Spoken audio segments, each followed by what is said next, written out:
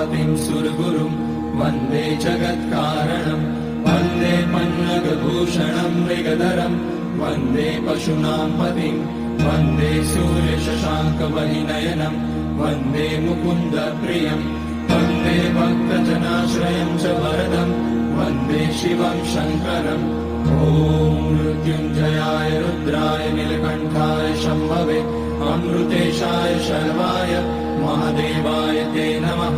नमस्तेऽस्तु भगवन् विश्वेश्वराय महादेवाय त्र्यम्बकाय त्रिपुरान्तकाय त्रिकाग्निकालाय कालाग्निरुद्राय नीलकण्ठाय मृत्युञ्जयाय सर्वेश्वराय सदाशिवाय श्रीमान् महादेवाय नमः। ॐ नमः शम्भवाय च मयोभवाय च नमः शङ्कर